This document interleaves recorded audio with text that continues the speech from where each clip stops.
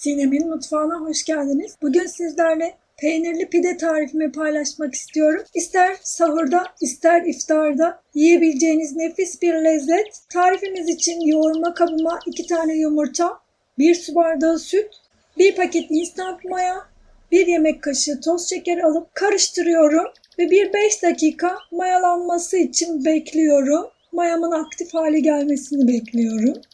5 dakika beklettim. Üzerine 1 su bardağı sıvı yağ, 1 su bardağı yoğurt ekliyorum. Kullandığım bardak ölçüsü klasik su bardaklarında. 1 çay kaşığı kadar da kabartma tozu ekledim. Tuzunu ekliyorum. Biraz un aldım. Hamurumu yoğurmaya başlıyorum. Unumu azar azar ilave ederek hamurumu yoğuruyorum. Toplamda 7 su bardağı un kullandım.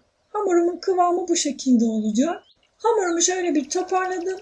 Üzerini kapatıp mayalanmaya bırakıyorum. 1 saat mayalandı. Hamurum çok güzel kabardı. Bakın çok güzel olmuş. Şöyle bir toparlıyorum. Ve masamın üzerine aldım.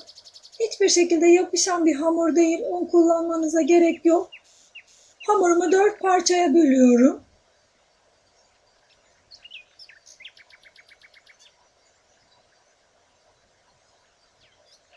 Hamurumdan bezelerimi alıyorum.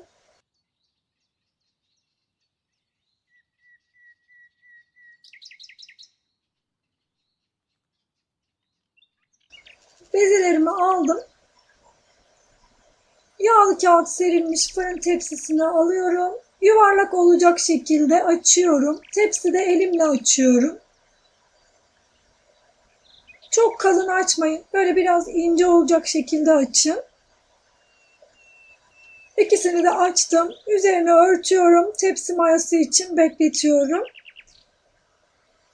Eğer isterseniz merdaneyle de açabilirsiniz. Merdaneyle daha kolay açılıyor. Elimle açarken biraz zorlandım çünkü. Merdaneyle çok kolay bir şekilde açabilirsiniz.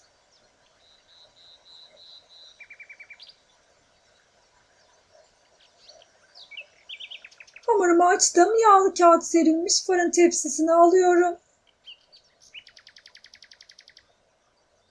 Biraz da tepsimde şöyle düzeltip şeklini veriyorum. Hamurumun ikisini de açtım. Üzerini kapattım ve yine tepsi mayası için bekletiyorum. Yarım saat tepsi mayası için beklettim. Üzerine 1 tane yumurta ve 2 yemek kaşığı da yoğurt karıştırıyorum. Üzerine sürüyorum. Pidelerimin üzerine bolca bu karışımdan sürdüm. Şimdi şeklini veriyorum. Ben hamur kesiciyle verdim şeklini. Eğer isterseniz elinizle de verebilirsiniz veya bir bıçakla da şeklini verebilirsiniz.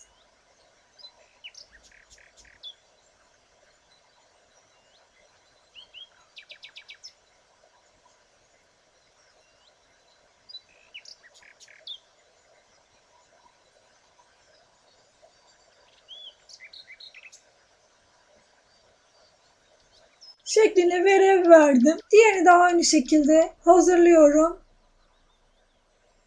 Diğerinin de şeklini verdim. Üzerine rendelenmiş kaşar peyniri serpiyorum.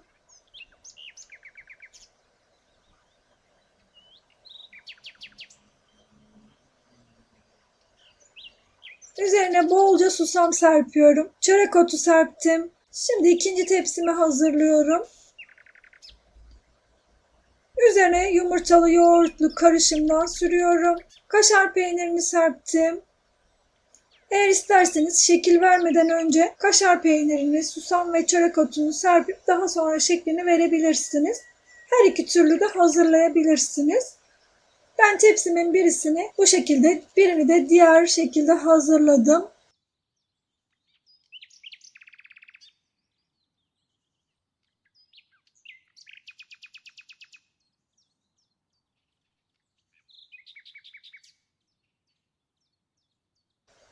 Şekillerini verdim.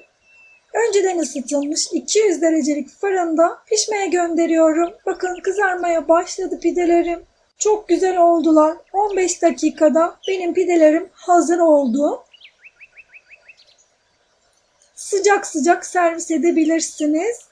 İsterseniz sahurda, isterseniz iftarda, isterseniz kahvaltı sofralarınızda yiyebileceğiniz nefis bir lezzet oldu. Umarım sizler de dener ve beğenirsiniz. Beğeni ve yorumlarınızı bekliyorum. İzlediğiniz için teşekkürler. Bir sonraki tarifimde görüşmek üzere. Hoşça kalın.